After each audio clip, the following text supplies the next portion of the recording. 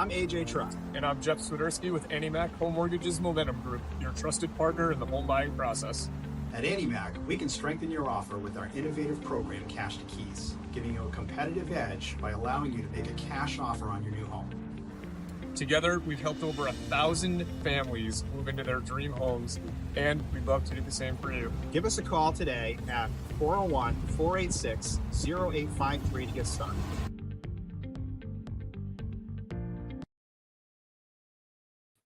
What is going on, everybody? My name is Jacob Arruda, and today we have another live Arruda Awakening episode. Man, it has been an honor to do this. Like I always say, as usual, I've had such great kids, well-spoken. Today we have another one who I'm about to introduce. He's been on this before. He couldn't get enough of Arruda Awakening, so he hit me up. He's like, yo, we got to do this again. He deserves it. I'm going to introduce him in one moment, though. As I say, a couple of announcements. So the first announcement that I have, we have the football game tomorrow, Westerly versus West Warwick, playoff game, semifinal, Division II state playoff at Sal Algieri Field. Me and The Voice will be calling it on 321 Media, so you're definitely going to want to catch that. You do not want to miss it. I also want to just have a rundown. I'm going to be doing this, like I said previously, a lot. I have a couple episodes in the making, Turkey Days coming up, so I'm trying to get a hold of some Bears, some Bulldogs that are playing. I got a couple Bulldogs, got to find a couple Bears if they want to join, cross the downtown border. So we'll see how that goes. But ladies and gentlemen, we're going to be focusing. A lot of people liked how I reposted this. The Chargers legend, Kody Poplaski. How you doing, brother? What's going on? How you doing? Good, man. Good. So listen, man, you come on the show. First off, I'm going to switch it off. How's retirement? Is it good? It's been nice. It's been nice, quiet. Right? It's quiet. It's quiet, man. Yeah. I mean, obviously our stat lines were a lot different. I had 150 goals. No, I'm just kidding. No, I had I think I scored one accidental varsity goal against Prout. We won 7-0. Why are you laughing? What's so funny? No, but seriously, I scored a goal. I tried sending a through ball. It was a rainy day, so rainy. And dude, I turned my head because it was a missed ball completely. Yeah. I played CDM and went through it. People start jumping on me. I'm like, what's going on? Tom O'Keefe jumped on my back, I think, and I scored. I went in. So that was my only goal. I scored one JV goal against Chero. Oh, really? My first day of school, freshman year. It was at the buzzer. I'm not making this up. And Coach Bry always says it was an own goal, so he always rags on me. You know him. Yeah. So, but, man, like, it's over now. Yeah. Like, I know we talked, obviously, previously on the other episode with a couple of your teammates, which something I want to point out after I'll let you talk a little bit. But, man, like, tell me what it was like. We'll focus on soccer a lot in this, but then we'll get off to, other stuff, see what you're interested in and whatever. But tell me how it was like growing up playing soccer, because obviously your stat line, it was incredible. Not, you're not about individual rewards, but let me tell you something. You performed at a high level, 61 goals in your career that I just found out. That's not easy to do, man. So tell me and tell the kids that want to be this, what does it take? Because I feel like some people want to be it, but they don't know what it takes. What does it take to get to that level? I think a lot of it just comes from your worth ethic. Yeah. If you for me personally, it was always get out of school, you're going to play soccer from 5 years old to where I am now. It's always whatever I do to get stuff off my mind. It's always just to train, get better no matter what. Right. So was it more was soccer to you? Was it a passion since day one? It was okay, I'm going to be a soccer player. Yeah, no matter what. No, that's for sure. Because me, I hated the sport until 10th grade. Yeah. Honestly, I played in 8th grade. I wish I played my whole life. And the biggest difference that I think you're going to agree with me is you do have to touch the ball all the time. Consistently. Yes. You can work out and do this, but when you're a soccer player, and it's just like every other sport, you got to touch the ball almost every day. Yeah. When I played Premier, I played 1 year. And the difference that I had compared to I touched the ball year round, as you would know, you've probably done it your whole life, right? Yeah. Played Premier and all that. So it makes a huge difference. I think that just being able to touch it and kick it around, play with the guys that you're playing with for high school, we mentioned on the other one. I think that is personally my goal or my advice for people that are trying to be great at soccer. So, man, what do you think about that? You think it's more just playing, right? Just playing. I mean, obviously, if you're willing to take that next step to the Premier club level, right? Then obviously, if you can take it, right? Which I'm fortunate enough to be to have that opportunity Right. at a young age. So it Right. brought me to where I am now. Right. But even the kids who can't, you can do that stuff on your own. You can. You can just train. Right. Like, I've had kids come up to me, ask about like clubs and where they think they should go. And it's either they can't afford it or it is expensive. When I played, it was like, like we looked and we were like, my God, it's crazy. But if they can't afford it, or if it's too far for them to drive to, their parents get out of work, you can train in your backyard. Right. You can get buddies to drive you to like an open field. Like, it's not hard. Right. That's what we used to do. Honestly, we had a handful of guys, and it was guys you played with that were so dedicated. Was Tommy and Gio. We'd actually just go, and they'd always motivate me because I was nowhere near as good as they were. But just to get touches every single day, I feel like that's what it takes, man. Just you don't have to play. It helps, but like it definitely, like when you got guys pushing you as well, but just really just touching it every day. So let's get into more how you grew up to become the animal you were in high school. So talk to me, man. When you were at your youth, so we talk about Premier. Did you play Premier? Because I know guys that I played with that we actually talked off the mic just now. Brady and all those guys, Andrew Abamonte, who were all skill guys when I played. Yeah. And they've been playing their whole life Premier. Yeah. So talk to me. Have you been in that same atmosphere as those type of guys playing? So I think they had started, 2 or 3 years before me. Okay. I'm not sure on that. Yeah. But I remember, I think it was my 5th grade year. And we all played on the same town team. So it was they combined Cheryl and Westerly. But was it CW United? I was going to ask you if you played for that. So it was me and I think another Cheryl kid, and there was only 2 Cheryl kids on the team, and it was a bunch of Westerly kids. Yeah. So that's when I really got to know all of them. Right. Yeah. And we ended up winning like the spring championship that year. No kidding. And our coach had brought in some other kids, and one of these kids' dads was like the GPS coach. Okay. So he saw all of us play, and then he asked all of us to go play, and then we all played Premier together. That makes so much sense because I saw when we were younger, I realized all these guys got these Bayern Munich logos, and that's what. Hey, they saw you guys, they recognize you, and they were like, "Hey, let's play year round." And obviously, it, in my opinion, it paid off for all the guys that did. I think just playing year round at that level, the confidence aspect, going into high school, knowing that you are capable of doing things. Yeah. When I touched the ball in high school, I was nervous. My first half of my years, like I was terrible. I wasn't confident.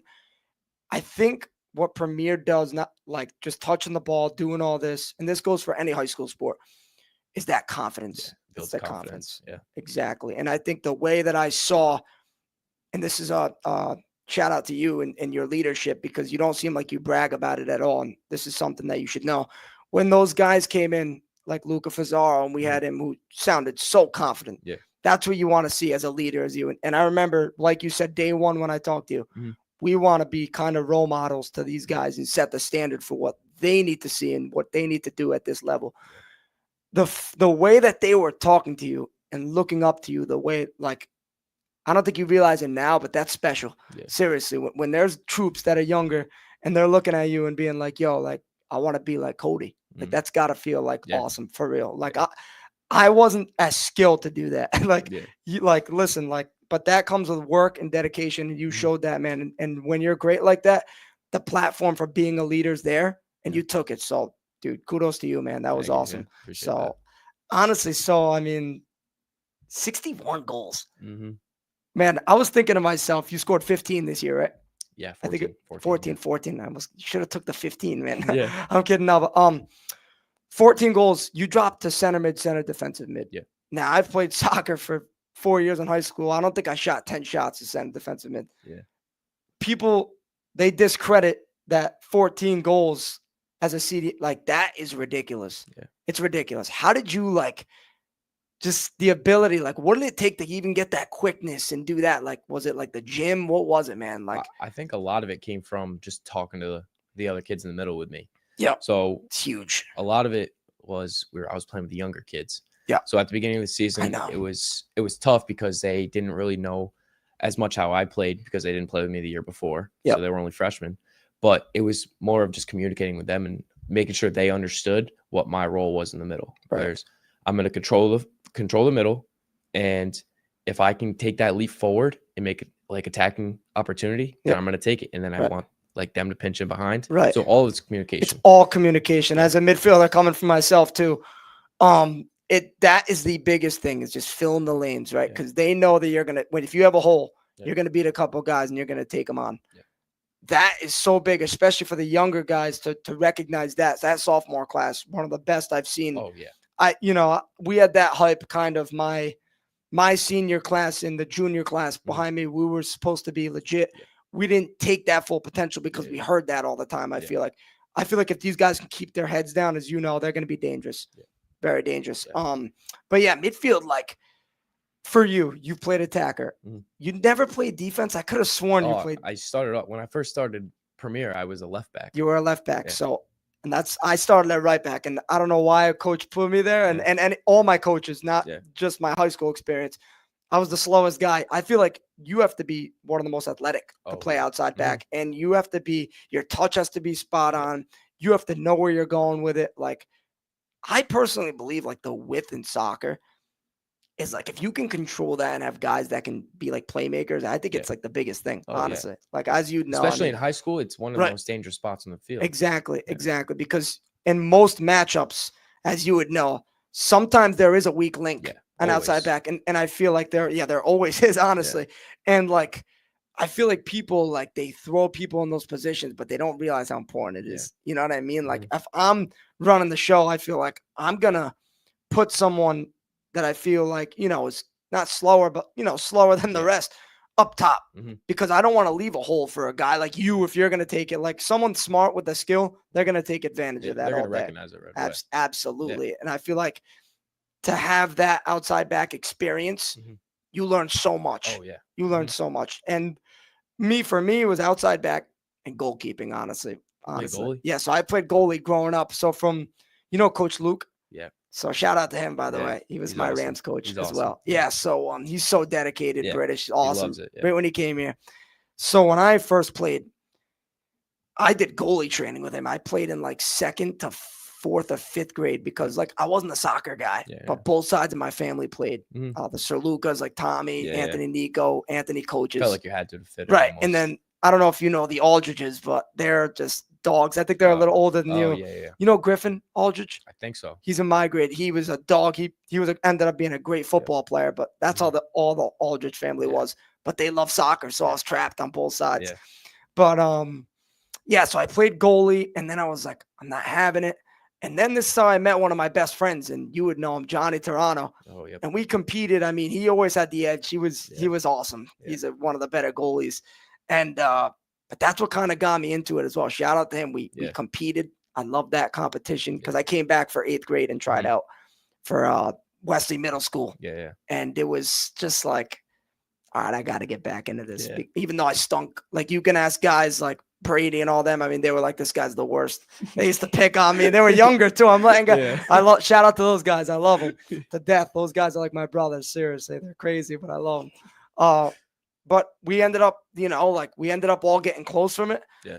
But pretty much they let me know I stunk, and I took advantage of it after, I made a huge leap from my freshman to sophomore year, which I want to get into with you right now. When you played high school, as I was just saying, my biggest leap was from freshman to sophomore year. I worked out the hardest. I was actually the most dedicated I was. Then for some reason, I just got distracted and kind of let it go, and I shouldn't have. Yeah. What was the biggest leap for you? Obviously, you played 4 years varsity, but realizing to yourself that's your biggest competitor. Yeah. What was the biggest leap of a season for you, you'd say? I think my freshman to sophomore. Right. I feel like that's such a common. Yeah. Like, people grow. I don't think people realize it. Like I remember, and then I'll let you go. Lucas Pennell, you know who that you played against him this year. He was so tiny his freshman year. Oh yeah. And the next year he came back, he grew 14 inches. I'm not even realistically probably 8 to 10, but that's an insane growth in 1 year. He ended up playing varsity the year before. It was like he didn't, you know what I mean? Like, it was like he would, JV starting here and there. Yeah. He made a huge leap. Yeah. So for you, it was awesome. Obviously the Chargers, they knew that you were coming. Yeah. What was it like for you? Were you like a regular, you can be honest here, were you just, getting mixed into the lineup your freshman year, or was it more like you were starting straight off the bat? Well, a lot of my freshman year was a a lot. I think I started 3 games. Oh, really? But Okay. I played every game. I was getting thrown in, and like even I had to mark some kids Right. sometimes. Isn't it so hard? 'Cause Yeah. people like it when you play as a freshman. There's so much It's all credit the that's dirty got work. Yeah, Do all the dirty work as a freshman. you're But, going against adults. Yeah. It sounds crazy, but like now when you see a 14-year-old, Yeah. you're looking at him. They're You're like, so much smaller. And Right. I'm thinking like, what would my freshman self like think of like looking at me and playing against me now? right. It's crazy to think about. And like the mindset from a freshman to a senior, it changes completely. The way you think, like I used to be like, I was so stressed out. You saw me Yeah. coming into the studio. I was late. Folks, I'm sorry the show started late. I grabbed the wrong key. Shout out to my mom, by the way. She's a legend too. She came out, dropped off the keys, and we met up somewhere, and it was awesome because I live in Bradford, and it's a hike from down anywhere in Westerly. So I mean, it was awesome. Shout out to my mom, love you. You know, I gotta give credit, man. Of course. But what were we talking about? Forgot. Middle school. Middle school. Oh no, we were talking about the freshmen, the high school. Oh, growth. yeah, coming up.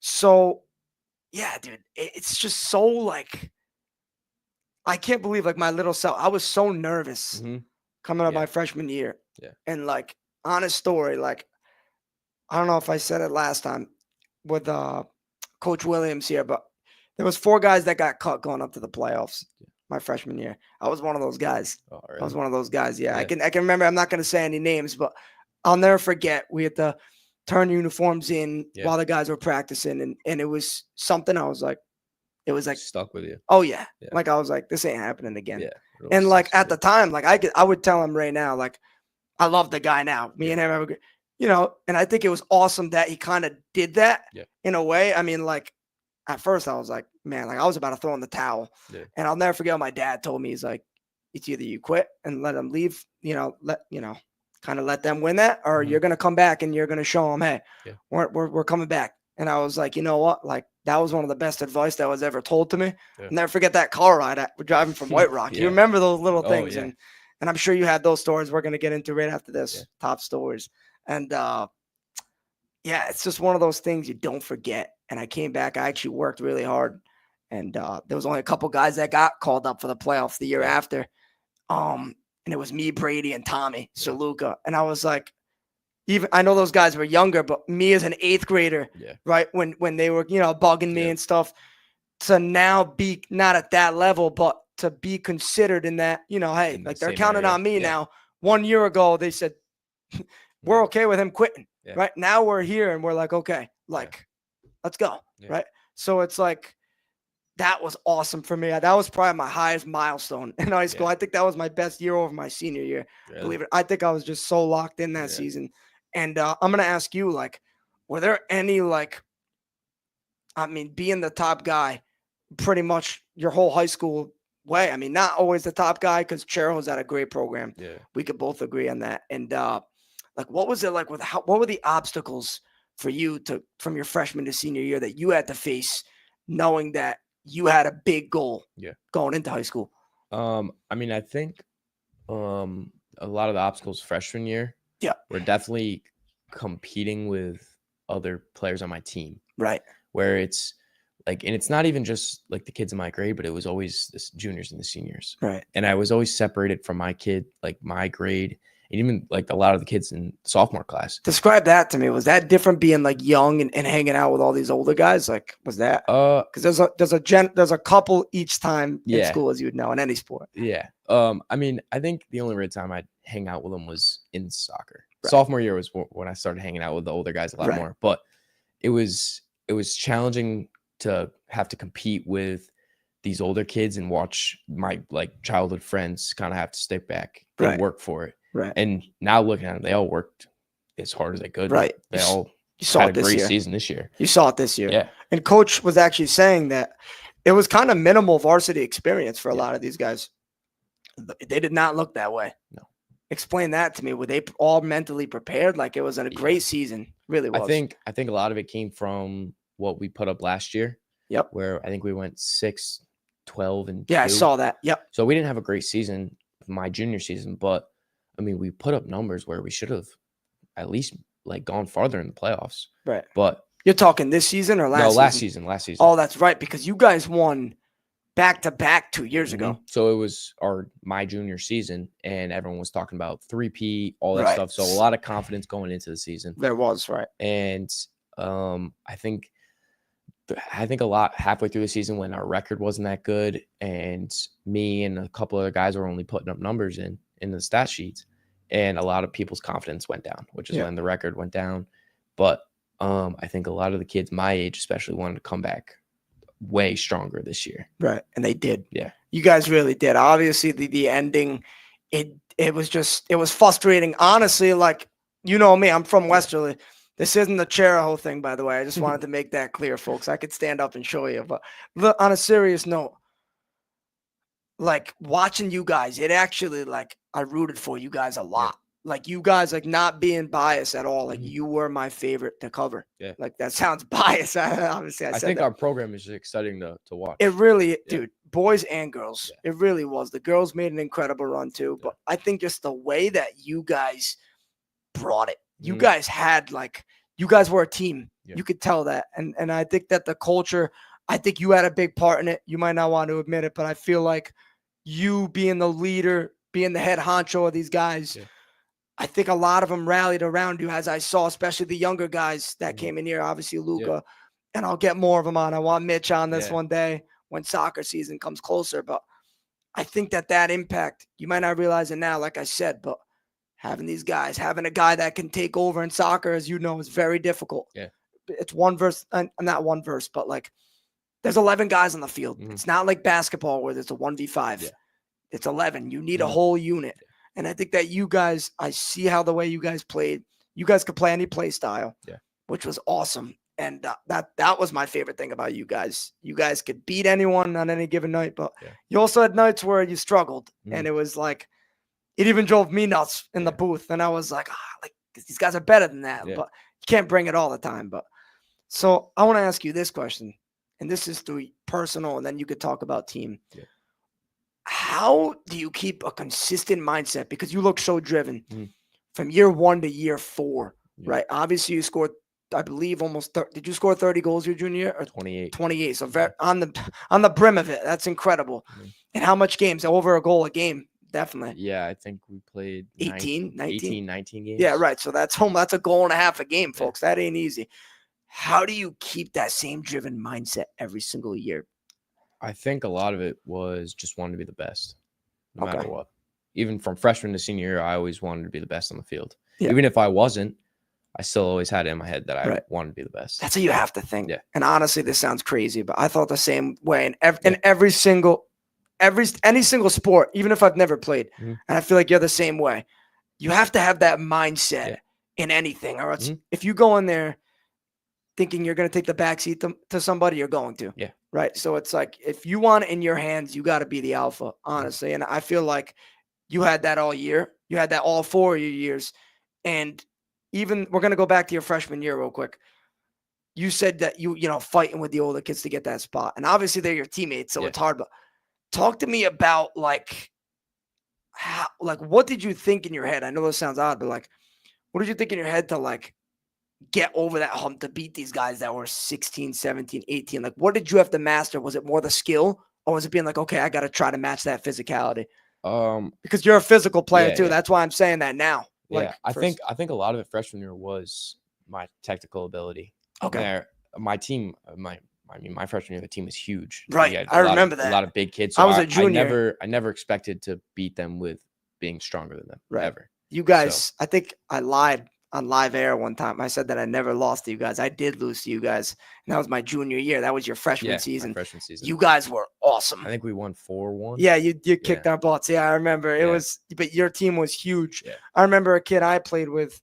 He wasn't that big, but he was fast. He was a right back. Was it Ian? Ian. Yeah, he was on CW United. Yeah, he was fast. And he was just awesome. Yeah. Physical, tough, but like that's what you want. Yeah, and that's like one of the kids I was a freshman, he was a junior. So I was always battling with him. I was going at him. He was playing defense, so I was always going at it with him. But I could always like rely on my technical ability to be able to beat him and some of these older kids. Right. But so that's great. Yeah, honestly, man. So you use that advantage. And I'm saying this because I hope younger kids are watching, because they should be listening. Like, you used these older kids like, okay, I'm going to get better and try to like go at them as hard as I can, because this is the best I'm going to see. My body's small still compared. Yeah. I'm going to grow from year 1 to year 3 and 4. Yeah. So it's like, if I can compete now when I'm a freshman, when I'm at their level, I'm going to be a problem. Right. And I think that mindset, it's so hard when you're in the moment. Yeah. Even me, like you care like a lot. You don't seem like you care about what people think. I think that's awesome. Yeah. That's an awesome trait. And like when I don't really either anymore, but when you're in high school, like you do like, well, I don't know, I was there personally. A lot of people do. I feel like if you want it, you just got to go get it. Oh yeah. Who cares what people think? Right. It's like, if you want it for the sport, you know, you're representing your family, whoever it is, man, your town, like do it, man. Like, you know what I mean? And I feel like you represented Cherahole better than anyone ever could, honestly. Like I mean, we could go down the list of greats. You're probably top 3, and I don't even know the history for real. And I know soccer's, I mean, we look statistically with their football records. It's one of the towns where I feel like soccer's still equal, if not more. I definitely think it's a soccer school. Right. Sure. And it is, because I feel like football got introduced to Cherahole later. Yeah. And a lot of the parents were your family from, were they from Cherahole? My parents are from Westerly. No kidding. Yeah. You traitor. Okay, I'm kidding. I'm only joking. But did they attended Westerly High School? Oh, no kidding. Yeah. So I was gonna say, like, a lot of people, I feel like, you know, they want to grow up and be like their role models, mom, dad, grandparents. And at Cherahole, I feel like, you know, I played soccer, right? Like the people in the 80s, they weren't playing football. They were playing soccer. Playing soccer. Like the guy I worked with, I pumped gas with, Dave Arnold, Zeke, we call him. He's always big Charger fan, by the way, but he's always at the Wesley games. He played soccer. He was the last person I'd expect to play soccer when you talk to him, right? So it's like, it is cool to see, like, okay, like that's pretty sick. Like he played soccer. Because, you know, everyone, especially around here, it's not like a Wesley thing. It's everywhere in the United States, is where soccer's more. I got to fix this camera here. I zoomed out. Yo, what's up? There we go. Shout out Ben. He told me how to do that. It zoomed out because I threw up my hand. But as I was saying, I think it's just like a cultural thing where it's American football is just top notch right now. Yeah. So you don't usually see soccer being like a number 1 thing. I know volleyball is big for you guys too, but it's cool to see in fall sports that soccer is like top notch. I'm a guy that loves soccer. So Chero, keep that up. Keep that up, Chero. But listen, man, so obviously we're going to go off soccer a little bit here. And then we'll get into, you know, your future and all that. We're only 30 minutes in, so we got time. I want to talk because you're a dope kid, man. You're sick, for real. I'm glad that, you know, you reached out to me. I love when people reach out to me about joining. This is a perfect representation. Like I said, for real, on a serious note, captain, dominated all 4 years, man. Like, this is what you want representing your town. And the fact that you reached out and said, hey, I want to be back on, like, that was awesome. So dude, for real. Of course. Thank you for reaching out. So, but we'll get off soccer here. So what is your interest? Like, do you watch soccer? What's going on? You watch, what's your team? I like, well, from England. United. Anywhere. I'm a United fan. Oh my God. Come on. Get out of here. Get out of here. United. You're like the Cowboys. That's like me right there. It's the same story, just different countries. Tell me what it's like being a United fan. Painful. Very painful every year. That's how they just sacked their manager. So Well, I thought he was going to go in there and just change everything. He brought so much players in, so much money, but nothing. And I feel like this sounds crazy. Like, this is how I feel about the Premier League. I've slacked watching soccer the past couple of years. I watched a lot when Ronaldo was at the peak. So that's why I think Ronaldo's the greatest. But I think now that Messi won, I guess I'll give him his flowers. I'm still not going to say he's the greatest though. But listen, especially on live air, that's crazy. But watching like these teams, England generates the most money financially. They bring in the most players. But I feel like bringing in all these players is not going to solve the problem. No. I feel like it's getting the right guys together to win, right? So it's like these guys, they go for all these high-paid, high-priced guys, but that's not what it's about. It's about that culture. And it sounds crazy. I know I'm bringing it back to high school, but like, you got to get that right group together and you got to just go with them, right? Like, I remember, I'll never forget watching Ajax. I think it was 2018 when they were young. I don't know if you remember. were you there when they Champions League? They made like the semifinal Yeah, one year. That was DeLitt and De Jong were on that team. Manager Ten Hag. He was there. He was the manager of Right. Ajax, and he just got sacked from Man United. That's what it was. Okay, Yeah. that's all right. So I wanted to say that right. That he was the manager for that team. That's why I brought it up. Okay. That team was so perfectly constructed, and they didn't really have any superstars. I know. Like you look at Bayern Leverkusen last year, like the way that they were constructed and with a great manager, like I don't think they didn't lose a game last year. I think they tied. Yeah. So to me, it's like, it's not about the money. I feel like it's more getting the right guys. Yeah. Like I've seen Juve. I'm a Juve fan. Yeah. I hurt to lose Bremer this year. I thought that Bremer was like, when he was there, we were just not conceding anything. Yeah. I don't think they can win the Champions League without him. I think that with him, I think they can make a deep run. Yeah. And people like don't give him the credit because it's Juve. But I was a fan before Ronaldo, by the way. I was a fan.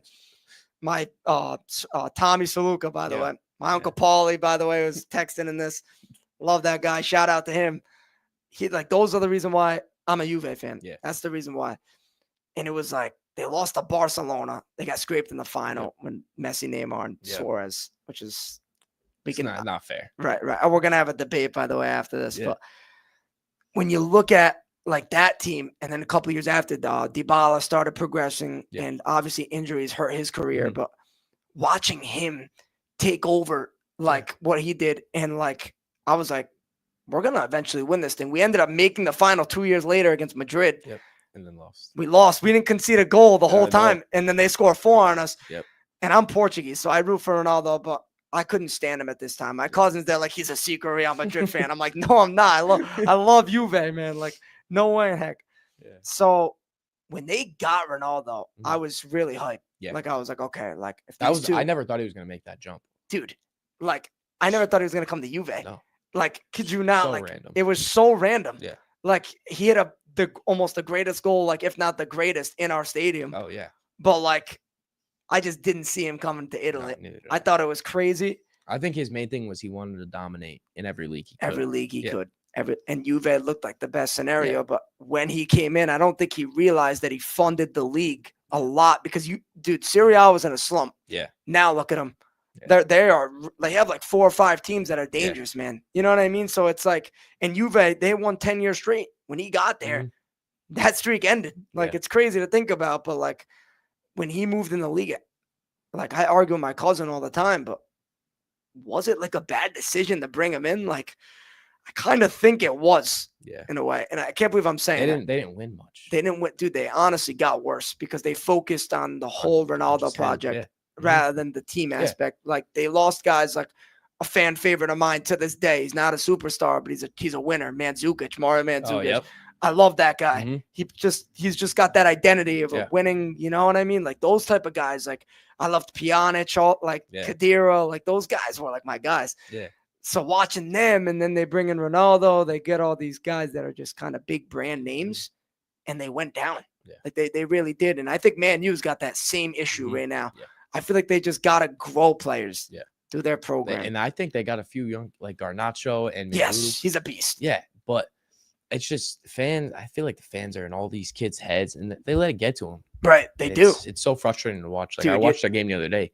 Garnacho hit a great goal, and then he didn't celebrate because of all the hate he's been getting on social media. Are you kidding? Like these guys are so soft. Yeah. I'm gonna say this on live right now because do you watch the NFL at all? Yeah. I know this is a whole change of topic, and I mentioned this before. I'm a Cowboys fan. They are the biggest babies I've ever seen in my whole life. They have everything in the world they can possibly get. Everything handed to them. They complain like, listen, I know the light is bad in the stadium through the sunlight. Have you seen that on social media? No, is it bad? So it's terrible, but still. These guys are using that as an excuse. They're like, I want to put curtains up in my stadium. I'm like, just go out there and play hard, man. How hard is it? You know what I mean? It's just like these little things. These guys and Manchester United have the same issue. They get a lot of media attention, the most in Europe, even with City still being the top. Yeah. Man U's the team still in England, in my opinion. And I know that sounds crazy, but they're like England's team. It's almost like how Cowboys are like America's team. It's the same thing.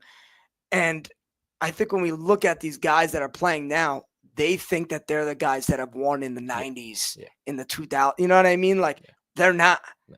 they have to show Yeah. like they got to meet those standards. They Yeah. think that with all this fame they're getting, like I know Michael Parsons has his podcast, like guys like him, I'm sure, like, man, you guys, I don't know if they're doing podcasts, but like they feel free to say whatever the heck they can.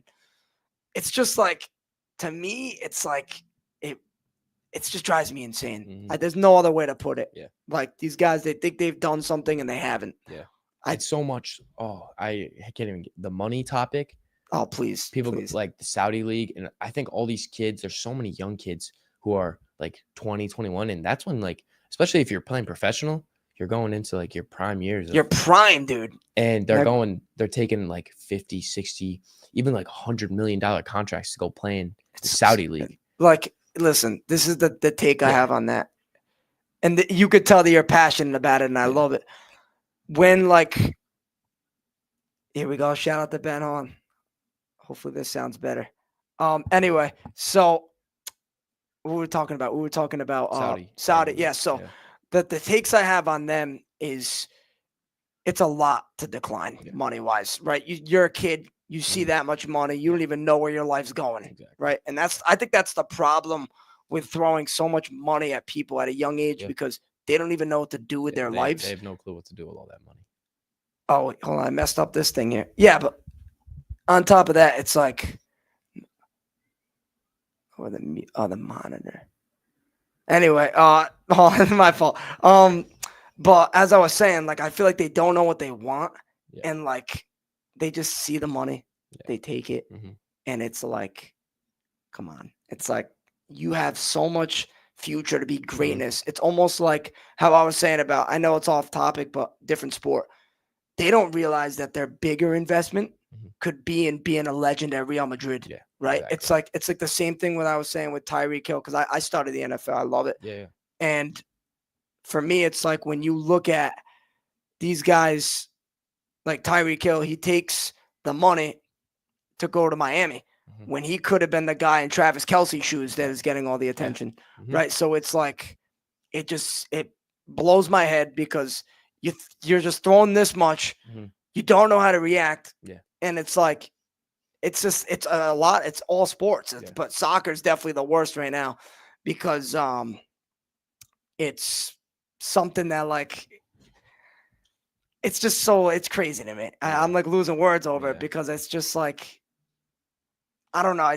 We're not in those shoes. It's so frustrating. Yeah, you're right. It's hard to watch them because I feel like if I was there, I feel like I'd take the most of the opportunity I had.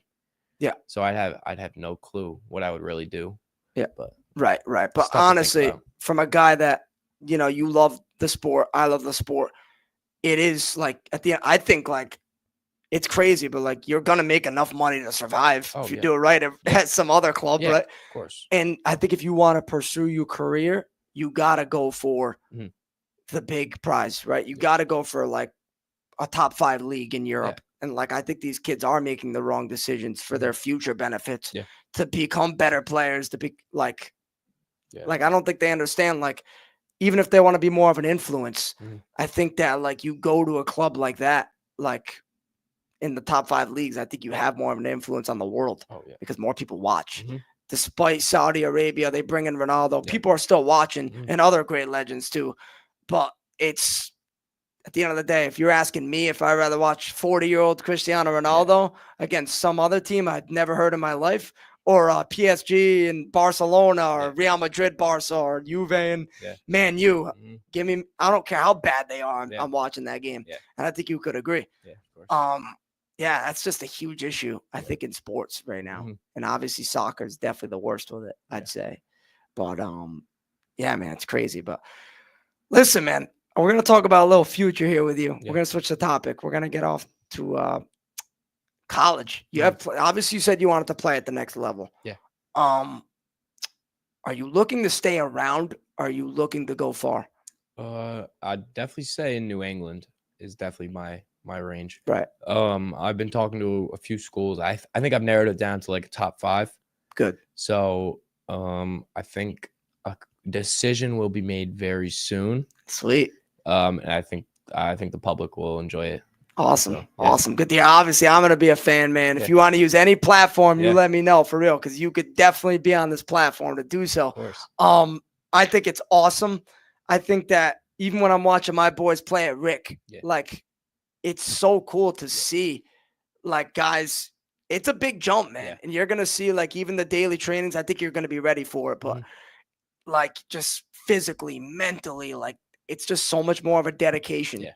Right? It's every day. And I feel like if you love it and you seem like you love it, you're Yeah. going to do great. You're going to do great. And wherever college you go, I can't wait to hear. I'm sure your coaches, I know Coach Williams, he'll be happy to hear probably, shout out to him. I'm sure he's at home with the children right now watching. Shout out.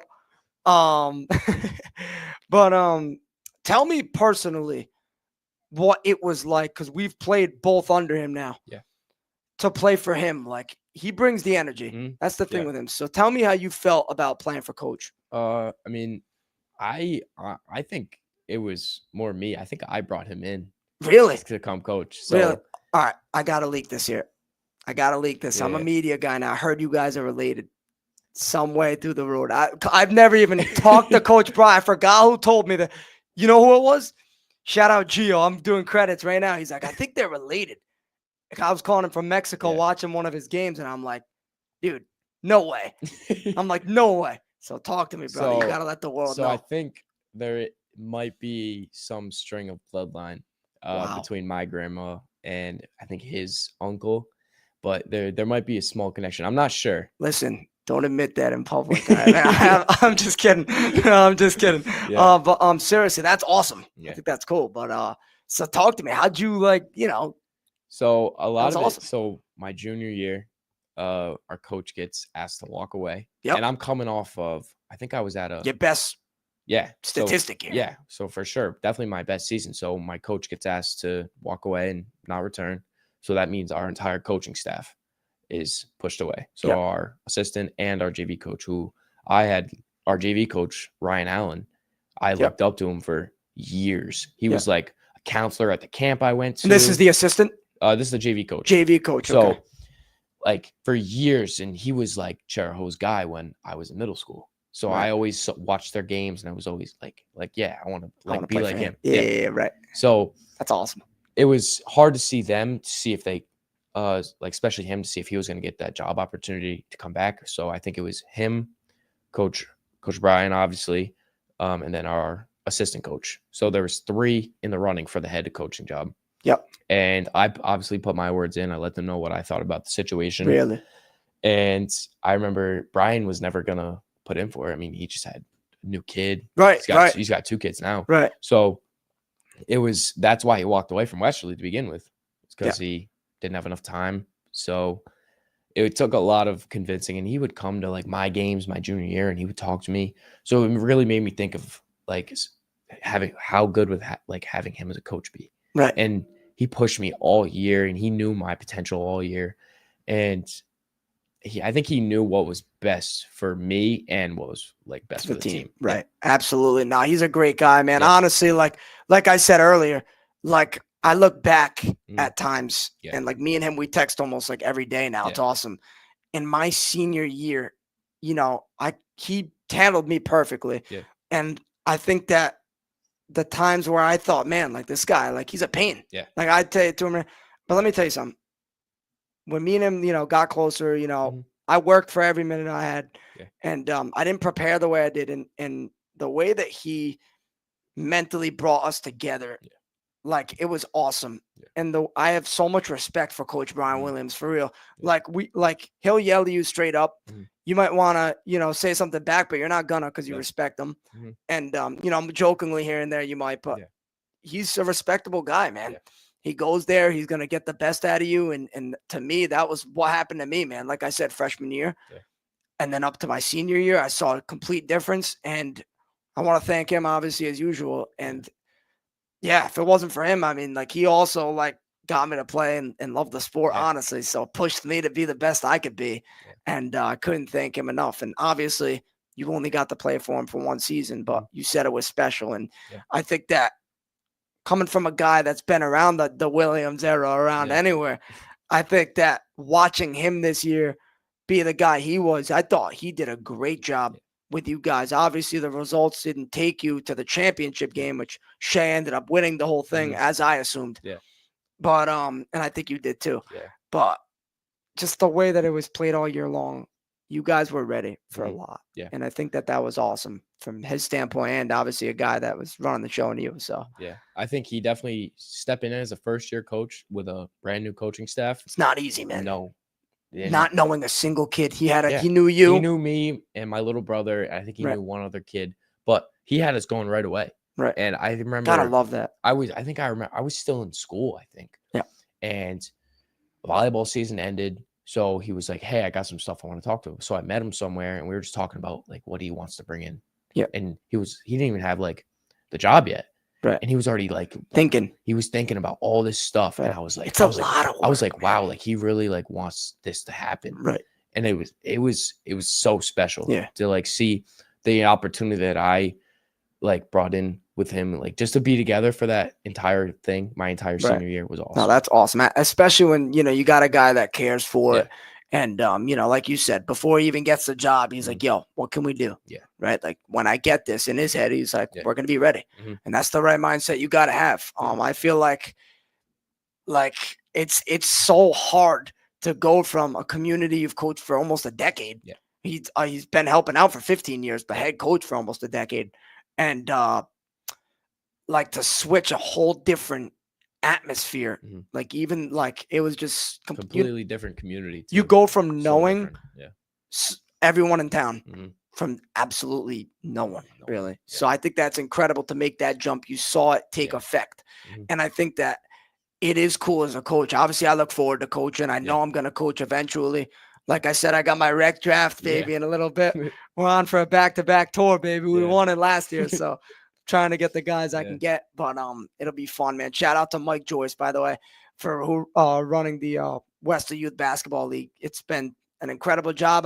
I hope it keeps on running smooth, man. And it's been a pleasure for you to have me as a coach in the league too. And I love it, man. It's all about the kids for real. So it's a fun thing. And hopefully I can do competitive basketball, soccer, you name it, man, one day to coach. Do you have any plans of coaching ever? Yeah. After it's all said and done? I mean, I don't know where I'm gonna end up after college, but I Right. always tell my dad I want to come back and coach Taro. Absolutely. Always. It's And- just to be like, I want to come back and make these kids better. Just Right. so I know I have like that mindset. Right. And it is so important, man, to have that. Like, and I could tell you got that hunger even Mhm. when you're on or off the field for something you love. And it's so, as a coach, 80% of it's passion because you got to want to be there. You got to want to put in the work when, ahead of time for the kids. It's a lot of work, man. Like, it's a full-time decision, in my opinion. I think, I've talked to Coach Luzzy. I've talked to Coach Williams. Yeah. They know it. I mean, they've said it. And it's something that just is time-consuming, especially when you have a family. Yeah. But it's something that if you love it, people are going to rally around you, man. And if you get the right guys with you, it could be something fun. And the something I love about high school is, as a coach, in my opinion, whether it's any sport, you got to adapt tactically because you can't recruit anybody. Yeah. You know what I mean? So Well, it's like not like private school. right. So like LaSalle and Henry can bring You kids can, in, right? but- So, but like public schools, that's what I plan on doing. I want to change the whole culture. I don't want Like, to go to private school. My goal one day, and hopefully someone watches 20 years down the road, especially for both of us, is more that it's the whole program. It really is. It starts in the youth, man. It starts, building a culture where it's a we, not me, man. We're going to get everyone rallying. I want leaders. Like, it's all through that. And isn't that what Coach Luzzy does? He coaches a bunch Yes, of younger yes, kids. yes, dude. He's all involved in Yeah, youth league. And I yeah, think he's that awesome. when you're ahead of your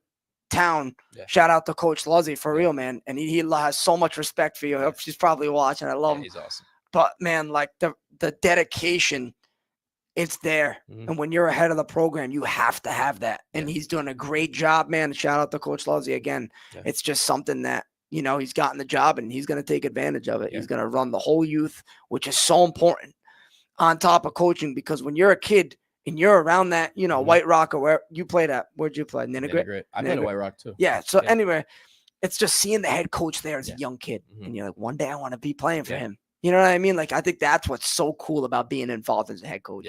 So shout out to him again. And as you know, man, that's how it's got to be built, right? Yeah. It starts with the youth, and when you get there, I think a lot of it's mental.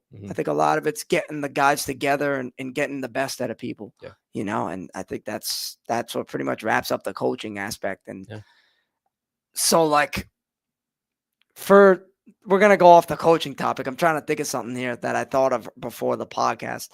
Was more like, did you ever feel like you coached like yourself? I know that sounds crazy, but like, did you ever like mentally train yourself to like just do things without even wanting to? Like, I know it sounds crazy, like whether it's soccer, the gym, I'm trying to like make it easier. I think COVID was a big thing, dude, huge. because either you Did you take it in a benefit way or this? Me too. you either took advantage of it or you slacked off. Right. And it was lockdown. How long was lockdown? I was, I mean, 3 months, 4 months. Yeah, it was a long time, especially up until, because it was March until maybe summer. Kids were just inside all the time. Right. So It's crazy. I remember my premier team would send out like videos of like trainings they wanted us to do. So obviously I had that, but I think I definitely took advantage of it. Just like I'd try and stay in shape. We had like a bench in the garage, Right. but That's what I had. I worked out in my own house. That was the most improvement. I swear, if I could go back to that, that was me and my father worked out every day. And to me, the progression mentally and physically, that's the best I was ever at. And that's what led to my sophomore season in soccer, by the way. But keep going. I think I used it with so much motivation where I knew I was ready, because it was the year before going into high school. Right. So that was awesome. They sent us into lockdown my 7th grade year. So I had 8th grade. We didn't get our season. That's crazy, bro. You were in middle school. I know. We didn't get our season. So 8th grade, I think they gave us 6 games in the springtime. Yeah. So we didn't have like much, and I wanted to like do as much as I could with those games, because it was obviously your 8th grade. Like you, like looking back at it now, it was just as important, or I thought it was just as important as my last senior game. Right. No, you do. And that's all. It's hard when you're a little kid to think that, but keep going. That's awesome, for real. But I definitely had that drive. And I remember in my head, my last middle school game, all I was thinking about was the progression I was going to have going into high school, and like the big thing that I was going to do. Wow. So. And you could see it, man. Honestly, the way you talk, the way you know, eye to eye, for real. Like it's awesome to have that mindset. And for any kid that's watching, for real, take notes. Like for real, no, because seriously, it takes a lot. You have to almost plan to pave the way, right? And I feel like you did that extremely well out of a lot of people, because you can plan this, plan that, and then not execute. A lot of it, and I think you could agree with me, is really being disciplined to get up and do things you don't want to do to be at that next point. And I feel like COVID was literally, it's the way you took it. Like you said, it's either you go, you put your head down, you grind. Honestly, I loved being home, so I didn't mind it. Honestly, man, I'm not like, I will go out, but like to me, like if it's my family and like there's stuff to do, like I like chilling. And obviously I was in 9th grade. I had a little job, but I worked in the summer. I'm a Squamish kid, but that was it.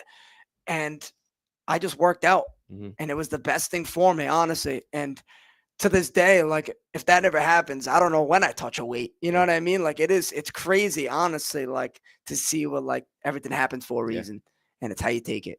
And I think that you could agree, man. Yeah, for sure. It's awesome. But are there any questions you got? What's going on? How do you like how do you like being on the podcast? You seem like you like it. I do like it. You like it. I like talking about absolutely talking about everything. Anything. I know, like I try to focus on soccer with you, but you could talk about I can talk about whatever. That's awesome. What opinions on Brady, Drew, Tommy? You want to talk about all those guys? All right, you're gonna make me go to legendary memories right now. Listen, so honestly, I'll talk about them, but I'm gonna talk about someone that has been your age, and obviously he might be I'm as close to him. He calls me every day in my life, Jack McGovern. Jack McGovs. Love that kid. You gotta love him, man. And I think it's awesome that, first off, when I met him, he was the most quiet kid you'll ever meet. So respectful. Complete flip to now, huh? Dude. I know. No, but listen, like he got confident, and you saw that animal in him, and he grew.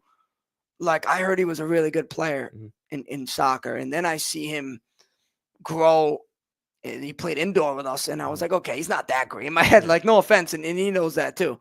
And you see him freshman year, he was actually a striker. Yeah, I remember. And physically, he's not bad. It was just his touch. Like, he didn't play his whole life. It just wasn't that club, Right. like premier Right. He aspect wasn't. of it. Yeah. And there's a big difference, as you know. Yeah.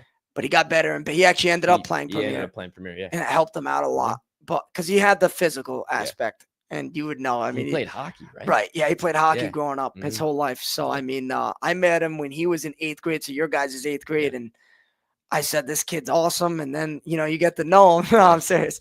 But he was such a great kid for real. Like, he's a nut job, but he's one of those kids. If you call, he'd be there in a heartbeat. Yeah, of course. I mean, if you probably called him and needed something, he'd probably be there. He'd be like, be there. you beat me 10 times, but I guess but he honestly said this about guarding you, because personally, I wanted that game hyped up. Yeah. When you guys played them, that was my goal. Like, was to make Wesley Jericho like what it was when I played. And it's always such a insane game. And it's gotta be, man. Yeah.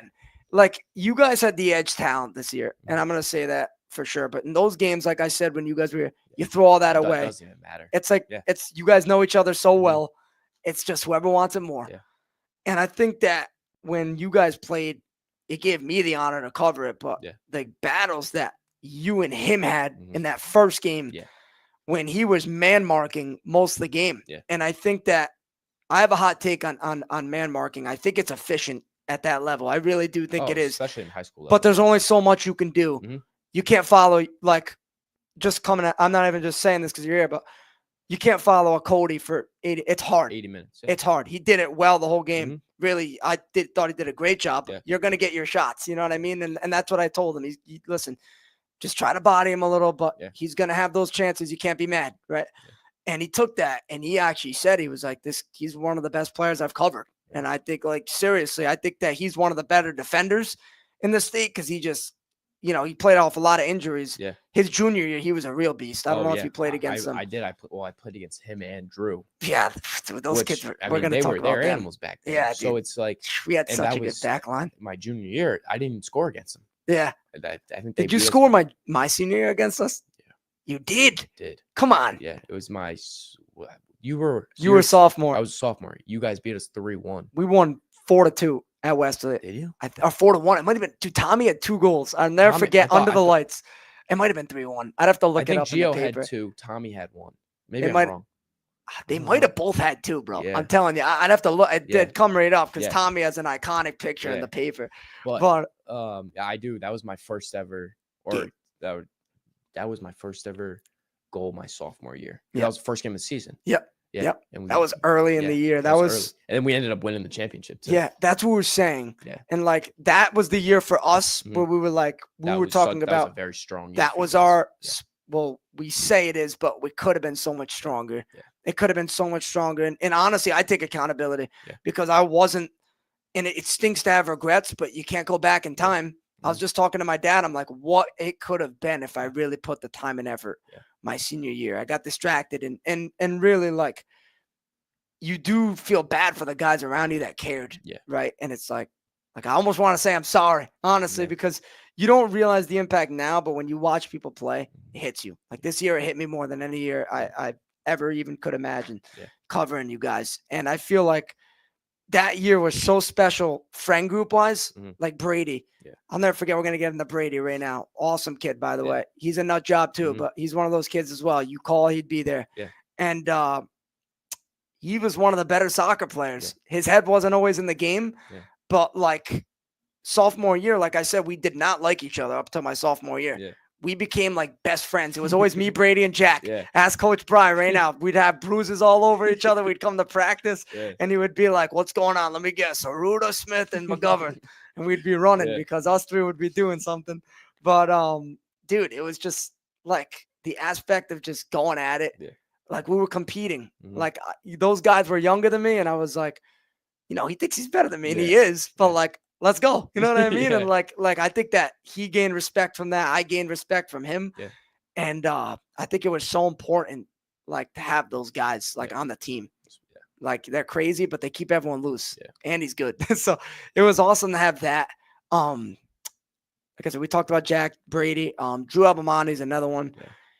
He is we actually were talking at his house. I actually haven't hung out with him in forever. And I actually went over his house because I dropped Vince Gervasini over his house, who Yeah. great TikTok star. Yeah. Listen, no, but seriously, Andrew, I dropped him. We talk all the time. When we get caught talking, we could talk for like 5 hours. He knows that, and I know that, and he is like the way he has became. I mean, he might go down as the best player to ever come out of Westerly. Yeah. Like he is, the sky's the limit for him. He started, though. I know people will say Division 3. There's a difference if you go watch it. No, it's insane. There's a huge difference, and you'll see. He started, I think, most of those games. Literally up and I think it was after the second or third game. He told me he started the whole way, and started in the playoffs. They made the finals. They lost, but still, like it's so cool to see the progression that he's made every single year since his freshman year. Yeah, you'd watch him since his freshman year, and now you've seen him. He wasn't, and we were actually talking about that. I can say this, credits to him. Mentally, he wasn't in it. So remember when I said I got called up for the playoffs my sophomore year? He's far better than me. He did not. Yeah. And I think that affected him, and you could see the leap. His sophomore year, you could have argued he was our best player any year we played, any year, because he could play any position. He was composed. He was physical. He could shoot from anywhere, almost like you in a way. Like you could shoot from half and it could probably be a good shot. And that ability, it's true though. It's crazy.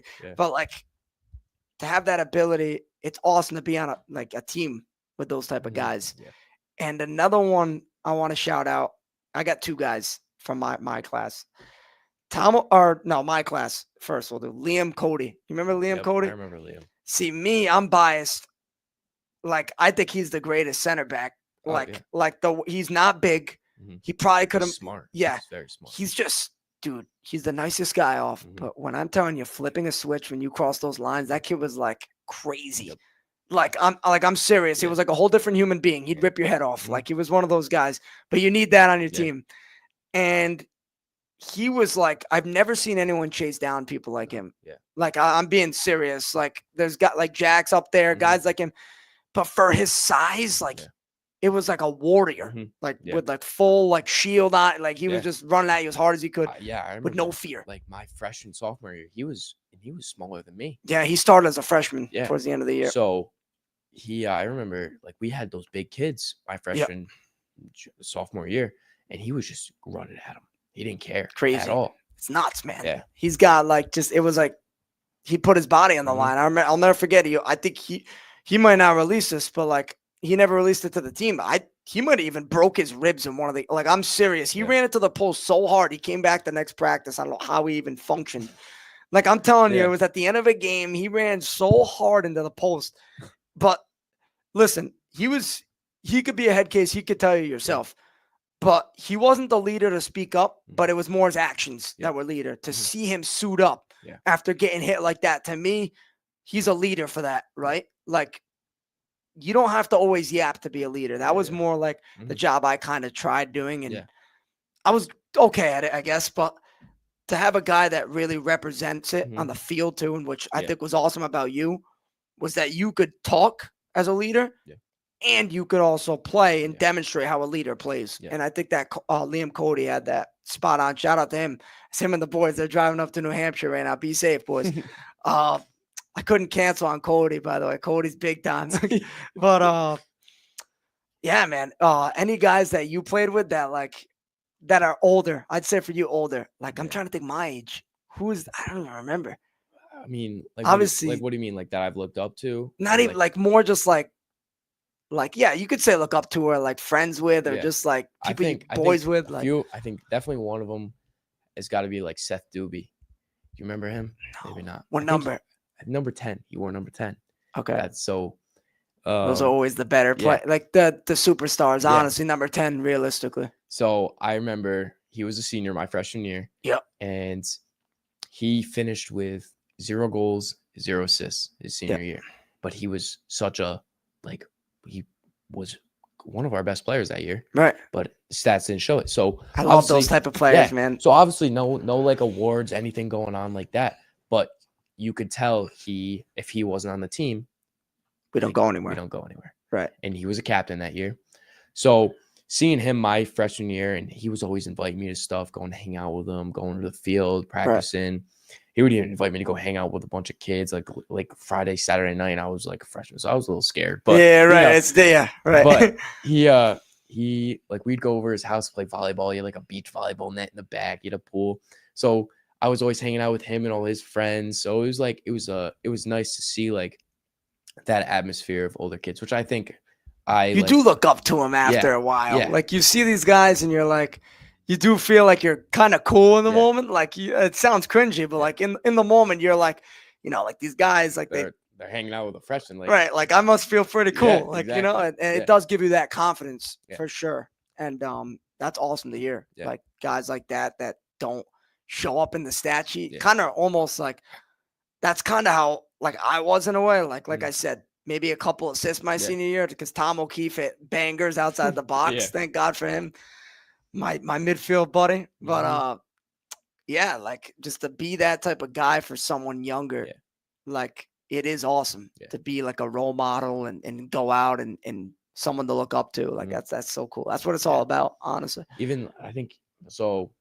I got my buddy Logan DiGiacomo. Oh, Logan, you know Logan. Yeah, I know him a little bit. So he lives like right down the road from I think he is in a fraternity with one of my good friends, Mikey Ritaco. Yeah. So he's always, I remember my freshman year, he talked to the JV coach at the time, and she stopped coaching after my sophomore year because she had a kid. She now has 2 kids now. Right. But she teaches at the school, so I see her every day. But Logan I think he cut his knee open, and he does like crazy things. Yeah, but I don't even think it was crazy. I think he was just like cutting a tree or something. And was it like bad? Yeah, it was. He had to get stitches. I think. No kidding. Yeah, so he like sliced his knee open. Oh, jeez. So he missed the first 3 weeks of my freshman season. Yeah, which is, I mean, that's a big portion, especially being a junior. That's a big season for you. Yeah. But so he was sitting there with a JV coach, and he was like, hey, watch that kid.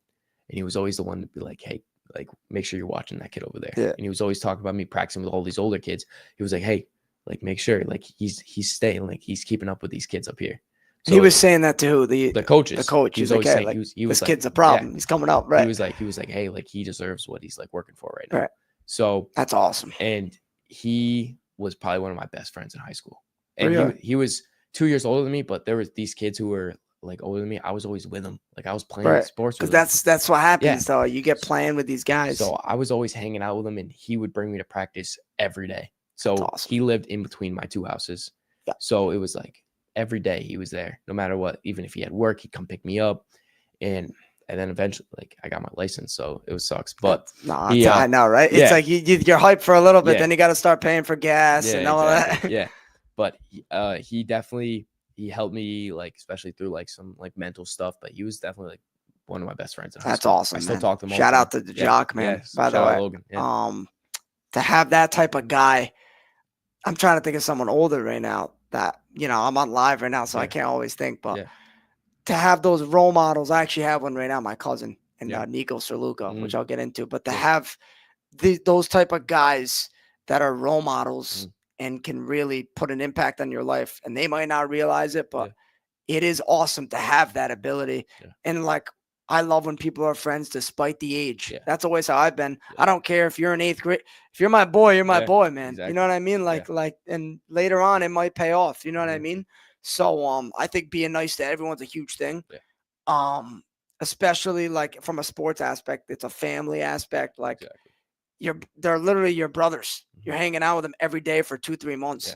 So to go from practicing every single day to not practicing, it's like, to still be friends with someone during school, like that's the concept of sports. It builds friendships, and to see that's awesome.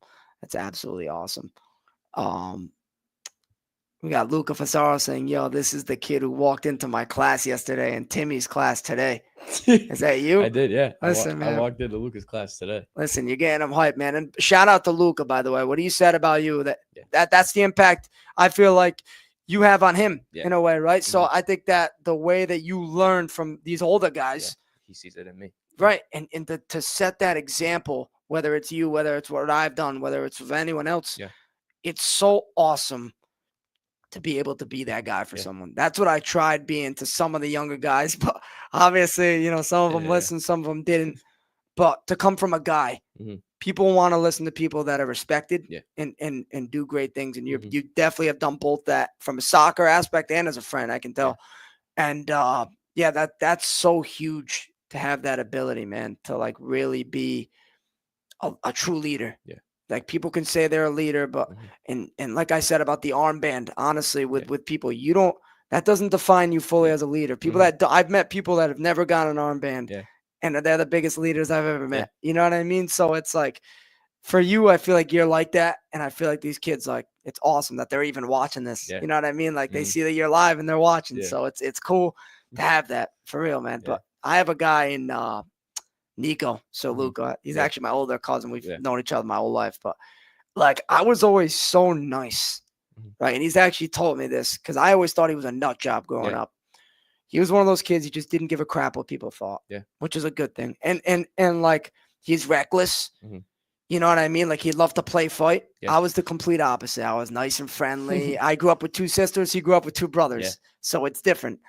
But I feel like, and I never really tell him this, and if he's watching, watch this, brother, because when I got to high school, there was something from the soccer aspect that I took from it. Yeah.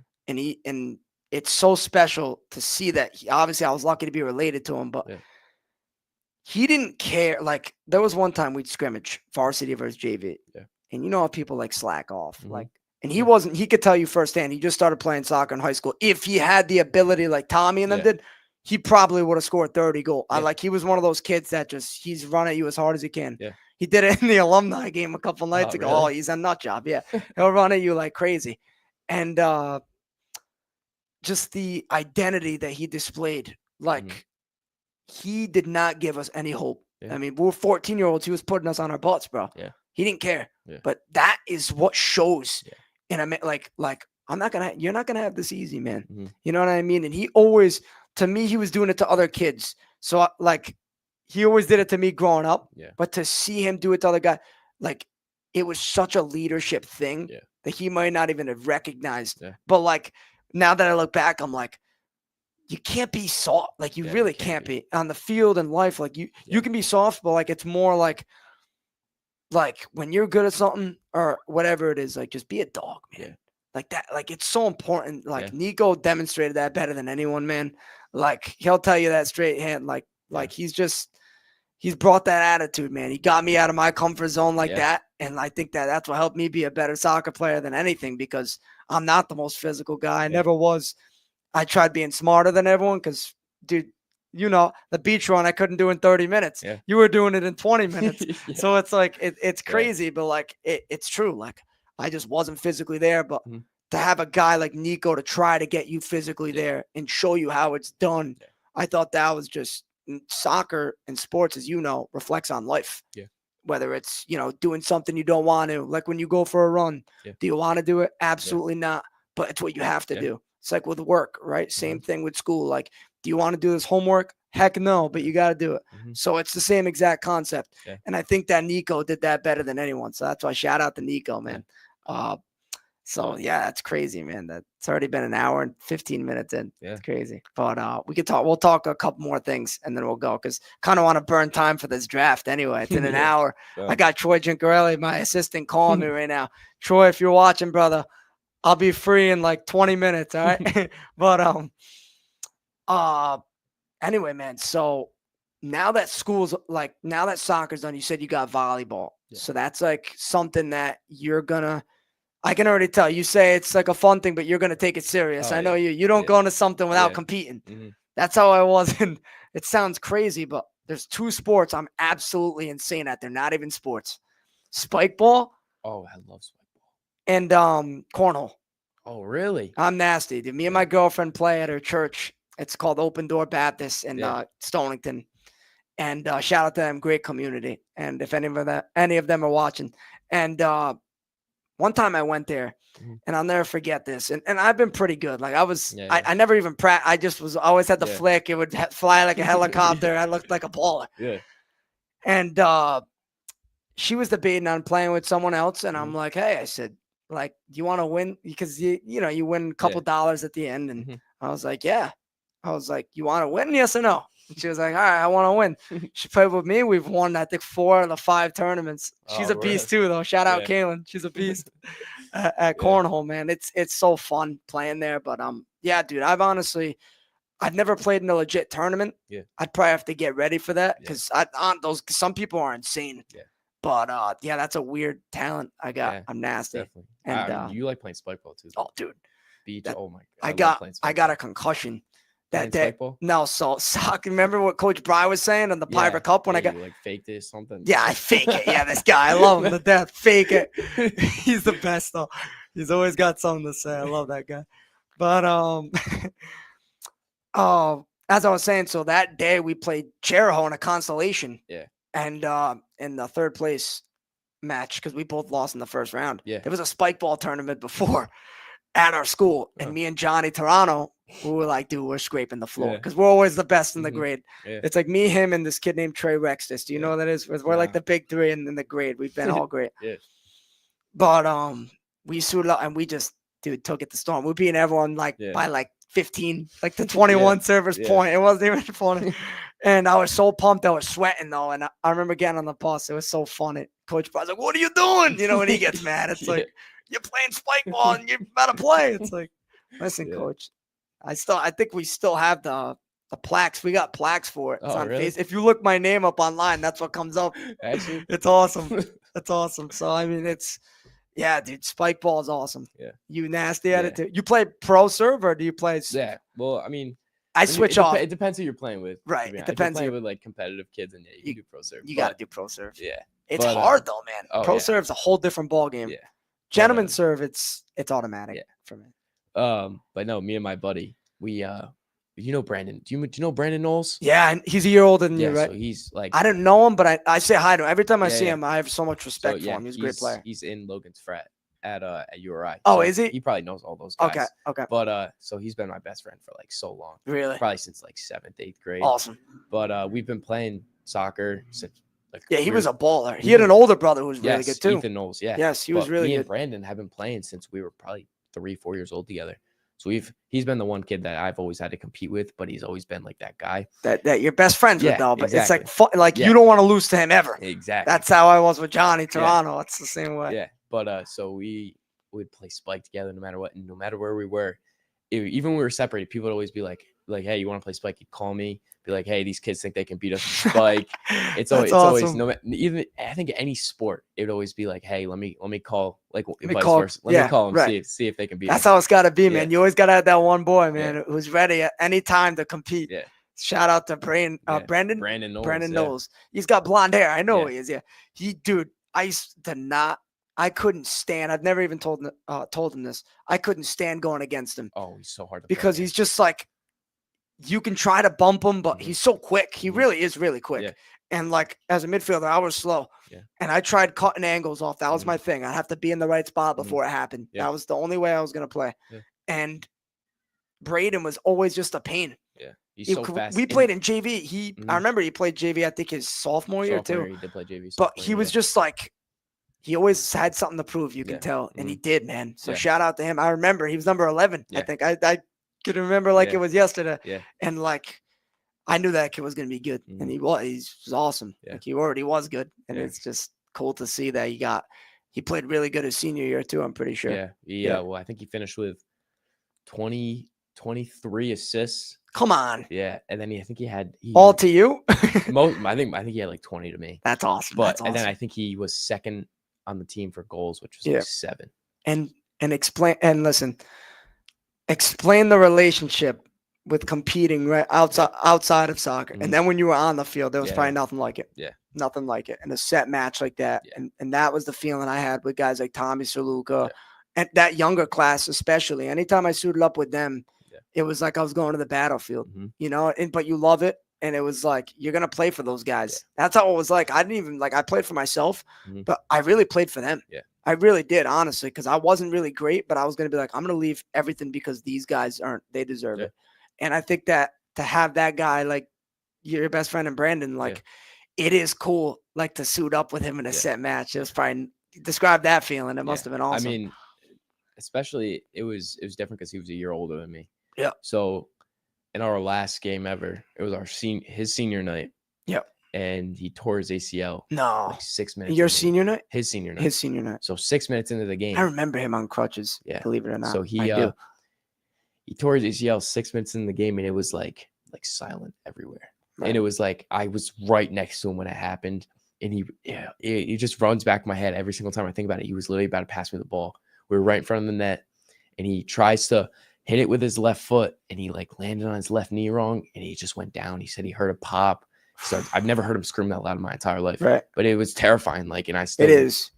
like, The injuries are the yeah. the biggest con in sports, man. And you'd know that. And to see your like a best friend that's older, you might even get emotional like in the moment. It's his senior night. Yeah.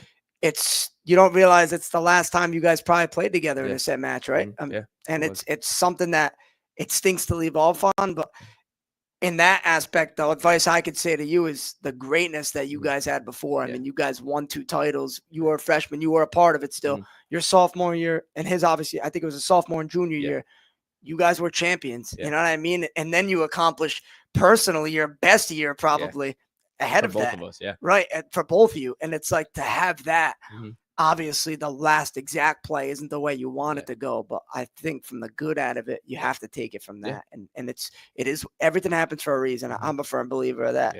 And I'm sure he's working his tail off to probably play. Does he play college? Well, he was going to, but I think he was talking to the University of Hartford before he ended up going to URI. But I don't think it really worked out the way he wanted it to. I don't know. I mean, I think he's having so much fun. Right. And that's all that matters. They have like an intramural team for like the frat. So dude, that's what's fun. Yeah. Dude, I play at White Rock. Yeah. And it's like the most competitive league there's some good players, man. There's some guy that was semi-pro from Croatia. I forgot his name. Really? Oh, yeah. There's some good players, man. And there's some of these guys that are just like, they treat it like they're in high school. They'll talk crap to you, and it's fun though. It's what it's all about, you know. And Brandon told me he got like a yellow card in like the intramural game the other day. I don't know. He's just having fun. That's what it's all about. That's what it's all about. And that's awesome to have. It makes me think about my memories, man. Like I never had a serious injury like that with one of my friends, but to lose that last game, that must have felt like a loss for you, honestly, to lose that. And then you guys didn't win, right? That year? We lost, ended up losing that game 1-0. And then we had playoffs the next week. And it just, which he wasn't there for. You try to approach it the same, but it's still hard. I think I wore his jersey underneath mine. So, also, you scored? Yeah, I did score. I lifted up my jersey. Yeah, and he was up in the booth where you stay. Yeah. And I went up there and pointed to him after I scored. It was awesome. That's awesome. That has to be an awesome. I actually did something similar with not even close to meaning to it. This is a cringy thing I did in high school. Shout out to Kaylin for doing this too. It was a Halloween playoff game. You can go look it up on Instagram after this. But I had a I love New York shirt on. I hate New York. Yeah. I had Boston all the way in every sport. But everyone was dressing up in the pound. And she dressed up as the Statue of Liberty. So I was like a tourist. So I said, if I score, I'm going to do it. But I didn't score. Tommy put in a beautiful ball in extra time. Yeah. Dude, it skimmed my head. I should have scored. And I wasn't a goal scorer. But I said, I had a feeling we were going to win at home against Pilgrim. We were like rivals with them. It was always a dogfight. We talked a lot of smack. They did too. It was a great battle, both games. And we got it done. And I'll never forget, I ran to the crowd. I took it off. Everyone's clowning on me. And I was like, but it's something you don't forget, man. But obviously yours is way more of a meaning than mine, the stupid joke. That but still means something. Yeah, but it was fun. You don't forget things like that. But for you, I must have felt special to do that. And yeah, man, high school, that's what it's all about. Yeah. Playing for each other and doing that. And I think like we both had good experiences with it. I mean, I think I'm a far level higher player than you were. I'm like, that's only jokes, man. Obviously, I mean, this kid he's the best, man, for real. And like, honestly, I will say this with a straight face, and not only because you are here, I've actually said it to other people. I don't know if you've heard, but you are the best I've seen come out around here since I've watched for probably 7 years. The capability that you have had to take over a game, it's hard in soccer. You've done it better than anyone I've seen. I appreciate it. For real. And I mean it. Like, I'm serious. And I think that you don't find these guys off trees. I think that it's something that Chero is blessed to have you. Yeah. Even though I can't stand Chero. When I'm kidding. I'm just joking. I love honest opinion. I was only saying that because I'm a Bulldog, but to cover you guys, to see a difference like how it was when I played at Westerly, it was special. Like it made me want to go out there and I feel like I was a part of you guys. I really did. And like I wasn't, but you feel like you are when you're covering the games and doing this. And to me, that was a success on the players, the coaching staff. And I think it was just something to rally around. Like I could never believe me saying that I'd go for a Chero or Charger team, but I was all year long. Like I got pumped like I was watching a professional team. Like I was there early in the playoffs. Like I tried like I would think about it. Like I really would. I wouldn't think about what I would say. I was more just the fact of showing up, trying to watch you guys because the sky was the limit for you guys. And obviously it didn't go the way, but it is what it is. You can't change it. And I think that you guys did enough though, especially in your 4 years, half of your years as a champion. Like not a lot of people get to say that. So I think that's incredible. I really do. Coach Luzzy says, Kody, my man, in caps. Much respect, man. Yeah. Much respect. Obviously, he's a legend. I read it, Coach Luzzy. So shout out to you, brother. We did a great job, by the way. For the girls' game, by the way, at Wesley, they ended up losing in the final for the Division II state title. We did a radio style, and dude, he's the man. He's the man. Yeah. He knows he's the man. I know he's the man. You know he's the man. Yeah. Like he could talk. Like I can talk and we can just go all day, man. And we're a good team. We had a great show on that one game for the semifinal. We tried doing like a Manning cast, for like ESPN, how they do. We tried doing that for the girls, but we couldn't get the footage. So we talked for like 3 hours, but it was one of the greatest shows. It was awesome. Oh, really? It was the best turnout. It was so shout out to him, man. Again, that was incredible. But we'll get going in like 5 minutes. We'll say a couple last things. But so what's up, man? Anything on your end that like? I mean, not really. I mean, it's been quiet lately. It's just quiet. I had club practice the other day. Club for SSC. Oh, okay. Oh, that's right. So you're still playing that? Even okay, good. So good for you. Staying in touch with that, and then obviously, I think definitely making a decision very soon. Good for you. Yeah. Good for you. And describe to me, because we actually said this last time. It's a good question that popped up. Is playing with guys from not even in the state, is there like a different play style? Like, because I always heard the competition between Rhode Island soccer and Connecticut soccer. It's definitely different. It is. Yeah. I'd say 100%. And I think that it's cool to have both sides of that. Because do you play with Sal Alessio? No, but I mean, obviously I've seen him play, and I've seen like I have friends who play with him. Incredible. Yeah, incredible. And he's a great player. Right. But I mean, you hear stuff from different players, but I think the level, like we played Stonington and we beat them 3-0.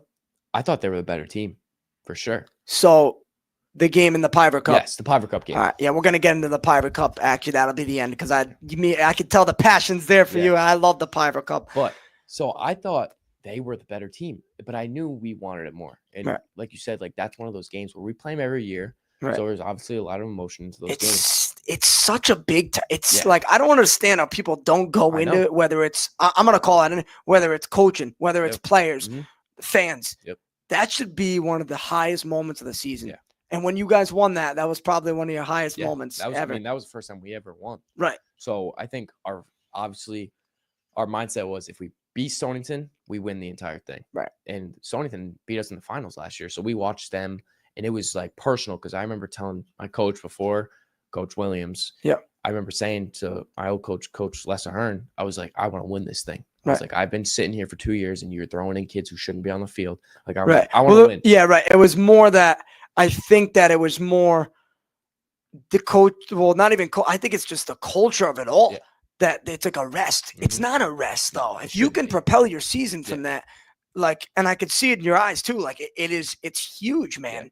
It's a huge thing, and I'm so excited. Someone with your skill level knows that it's a big deal, and I'm so proud that you guys won because I think it sets the example for all the other teams. Yeah. So like it is when you beat Stonington. Like it is a big deal, and I'm looking forward to get a couple of Bears on from soccer as well that I'm contacting. Maybe Coach Mario as well. I got to contact. He's been at SEC, right? Yeah, he coached me so I transferred to SSC my sophomore year. So I was playing under him for like 2 years, and he's a great guy. Right. He still can dribble like he's Right. 21. Dude, I played adult league with him. Oh, he's awesome. He's amazing, awesome. Yeah. He's awesome. So I loved playing with him, man. He's just technical there, and you could see it through his coaching style too. Yeah. You could see how much he cares about it. So that's why I want to have him on for sure, because that Stonington culture, as you know, it's there, man. Yeah. They made I think are they still in? I'm pretty sure They played yesterday. I don't know Dude, if they won or not. It is incredible. I love the setup. I'm checking right now Yeah. on Max Preps because I'm like a sports analyst on it. It's great. But I'm checking because, dude, that's what I'm saying. You go in, I think they were 18 seed. It's almost like a March Madness style. Yeah. And like, they lost 3-0 to Toland or Toland. Yeah. I think they had a UConn commit. Right. Yeah. So in Connecticut, there's a lot of superstars. But like, and I play with all these Connecticut kids for my premier team. Right. So I hear all this talent and all this other stuff. And it's like all these teams, they crushed Stonington. Right. And we were like, we beat them like 3-0, and we really weren't the better team. Right. And I hear all these other kids are like, yeah, we were like much better than Stonington. So it's like, you see the level of like East Lyme and all these other schools that are like much better than Stonington. Really? And like, we've always seen Stonington as one of the best programs. Right. And they have been. They have been really good. Yeah. But when I played them. I think this year was probably one of like their down years. They Right. Very young. And it's team. still, look at this. Considered a down year, they make the state semifinal. Yeah. It's just the culture they have. Right. So it's like to have a guy and a superstar like Sal. Sal's one of those guys who'll run at you as hard as he can for 80 minutes. Yeah. He did it as a freshman when we upset them in the Piver Cup final. Yeah. And he's done it now. I watched him. He knows how to take over a ball game like how you do. And I think it's so impressive to have that guy. Yeah. And I think it's just the culture. He understands the culture. And that's why I think having a guy like him and guys like you on a team, like, it makes a huge difference, man. And having one guy in soccer, it's not as valuable as if it's like basketball, but still just the presence, it still just adds up. Yeah. And it makes a huge difference. And I think that it just leads to the whole culture build. And you see here, like I'm looking at, I mean, semifinals as an 18 seed, I think it's incredible. I really do. And I think that tournament, something that I've had so much respect for them is that they take it serious. They know that the circumstances for, the reason why it's played for someone who went to the school, passed away in the tragic events. And I think that they know what it means to propel their season. And they've known more than anyone. Yeah. It's on their home field. They don't want to lose. And when we saw them, and I had so much respect for them, was they were emotional when we were, handshaking them in the final. And to me, I was happy. I didn't even play. I had shin splints. Yeah. So mad. I wasn't prepared. But to see those guys' emotions, I think that when I bring up culture again, I was like, wow, like this is champions, dude. Like they're coming off the greatest dynasty probably in Connecticut history. Yeah. If there wasn't for COVID, they would have won 3 in a row. Yeah, I think so. And it was just incredible to see their actual, like to see it. Like it was like, it's just undescribable. And I know it's high school, but people could say it's only high school. Like it was like, wow, like that's how a culture is, a championship culture. And one day I hope all the towns can get like that around here. And I think that Westerly and Charahoe's been there. Yeah. Bulldogs are building. Yeah. I think that like, it's just so cool to have that in the town around here. And it's been local success, man, honestly. I agree. And I think that the Piver Cup is a great tournament. I think there's great teams in it. Yeah. And there's only 4. But it's teams that don't like each other, and I think it should be played at the highest level. I think you can agree.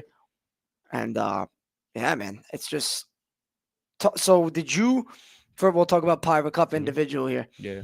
Did you score this year in the Piver Cup? I forgot. Yeah. You did. You scored in the final. Right? Finals, yeah, you did against Fitch. I remember that game. And Fitch was looking for their first too.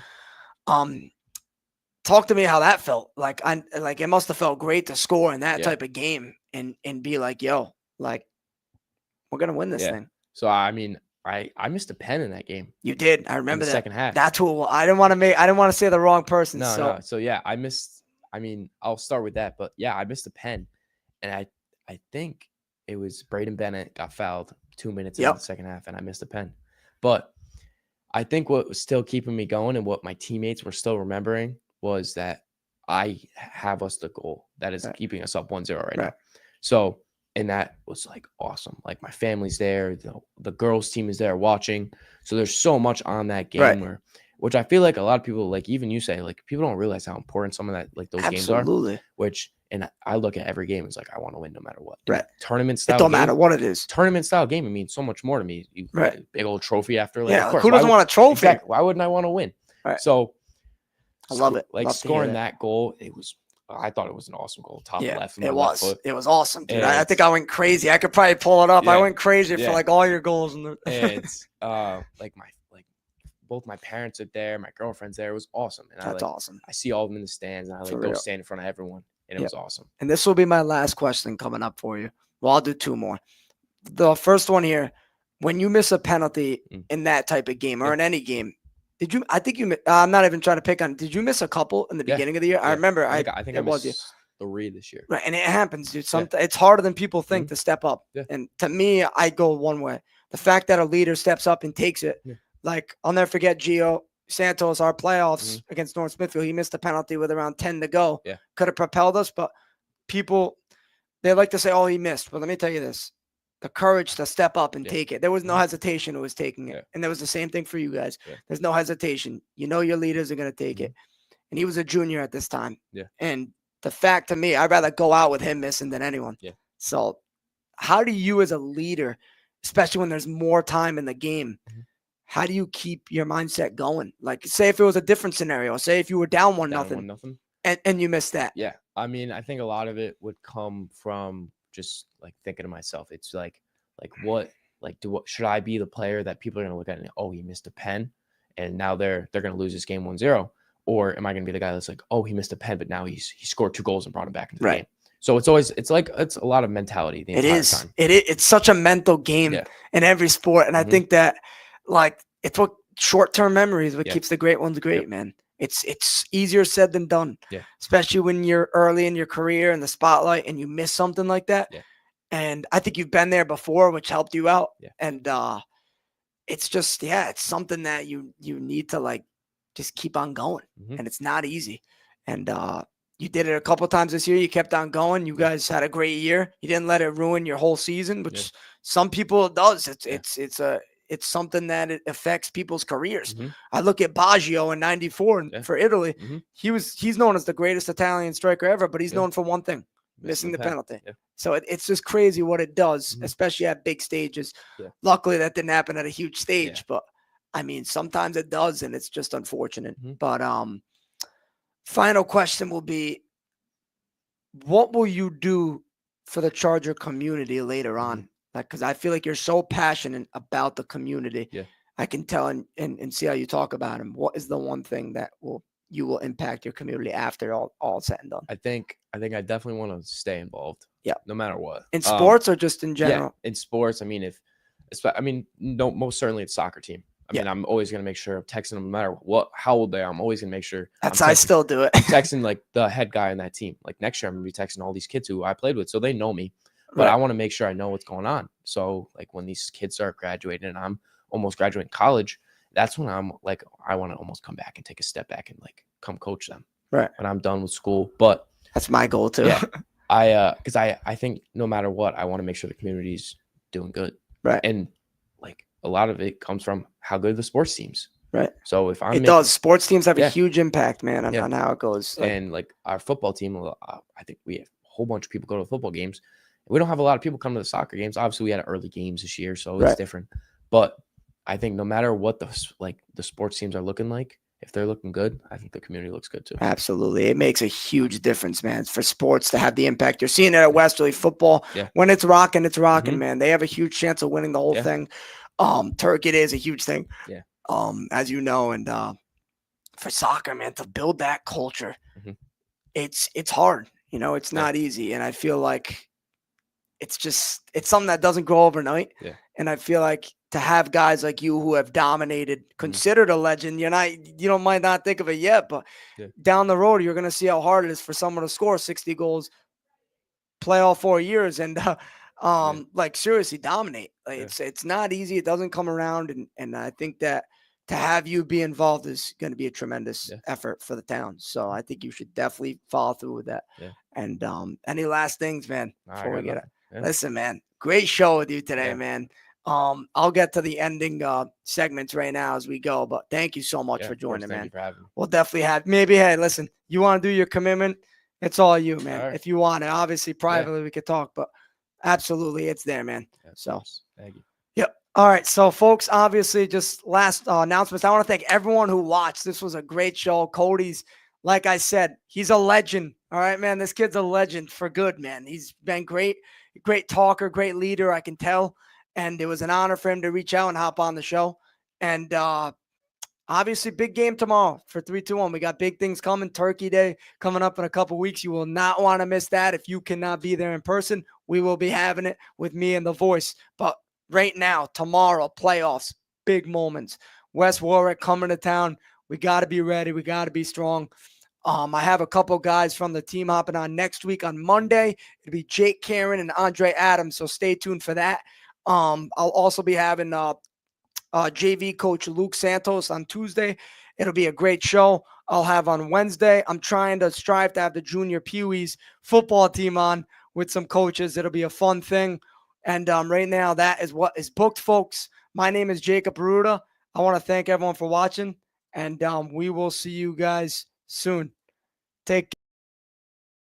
Hi, this is Dan from Lathrop Insurance. In this challenging insurance environment, Lathrop Insurance can be your beacon in the storm to help you find the coverage you need at the right price. Now, more than ever, you need a partner in the insurance industry that can work with multiple carriers to make sure you have the right coverage at the right price. Lathrop Insurance carries home, auto, and business insurance and can be reached at 401-596-2525. We've been supporting the local community since 1939, and we look forward to working with you. Hot summers and cold winters can be unbearable, but D&V Mechanical has the solution for you. As a Mitsubishi Diamond dealer, we provide energy-efficient and personalized comfort solutions for your home. Our experienced technicians will install your new system quickly and efficiently, ensuring your complete satisfaction. Don't suffer through another season of discomfort. Contact D&V Mechanical today for a personalized ductless mini-split installation that fits your lifestyle. D&V Mechanical, your comfort is our top priority. Hi, I'm Chris Kozłowski, owner of Broadview Florist and Garden Center in Dunn's Corners. For over 40 years, our family-owned business has been your go-to destination for beautiful, custom-made floral arrangements. Whether it's a special event or just to brighten up your day, we create highest quality designs tailored just for you. Trust Broadview Florists to make every moment unforgettable.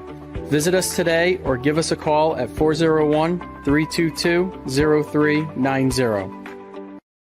Are you looking for a fresh cut in Westerly? Step into Rio's Barber Shop in Granite Plaza. Whether it's a classic trim or a trendy new look, we've got you covered. Experience the perfect cut for every age and style in a friendly and relaxed atmosphere. At Rio's, it's not just a haircut, it's an experience. Visit Rio's Barber Shop in the Granite Plaza in Westerly or give us a call to schedule your appointment at 401-315-2208. Your style, our craft, Rio's Barber Shop. I am Jim Howe. My practice is focused on representing people injured in car accidents, representing people injured in premises liability, represent people in all walks of life.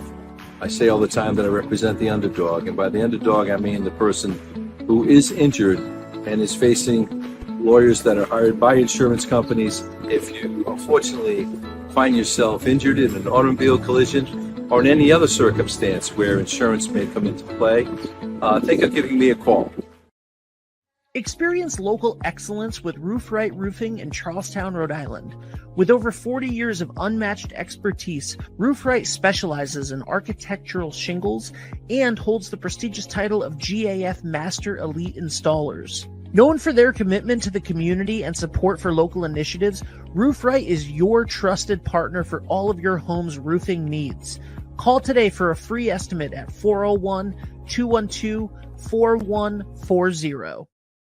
Ever thought about leveling up your fitness game in a fun and meaningful way? Kiefer's Martial Arts on Granite Street has everything you're looking for. Kickboxing, Muay Thai, Brazilian Jiu-Jitsu, and of course, adult karate. It's not just about getting fit, it's about building your self-confidence, discipline, and that unstoppable feeling you get from all your hard work. Stop into Kiefer's Martial Arts today to sign up. What's going on, everybody? It's Patrick down here at the Wireless Zone at Dunn's Corners at 224 Post Road, and everybody down here is getting the brand new iPhone 16. We have it here in stock. The best part is right now, if you trade in your old phone, you get it for free. We got deals all weekend, awesome savings. Come on down and see us, 224 Post Road, Dunn's Corners, Verizon Wireless Zone. We'll see you soon. Brunch has arrived at Surf Cantina every Saturday and Sunday, 10 a.m. to 3 p.m. And don't miss our weekly specials like Monday Night Industry Night, Taco Tuesday with DJ Trivia, $1 Wing Wednesdays, Reggae Thursdays, DJs every weekend at 10 p.m. and karaoke on Sundays at 8. Only at Surf Cantina, 15 Canal Street in downtown Westerly. Hi, I'm Neil Anthus, owner of Sound Financial Partners. We're a full-service financial planning practice dedicated to optimizing your investment, tax, and cash flow strategies. As fiduciaries, we always keep our advisory clients' best interests in mind when making recommendations. Whether you're preparing for retirement or growing your business, we're here to help you achieve your financial goals. Ready to start your journey to financial success? Visit us at our Westerly office or give us a call at 401-642-4333.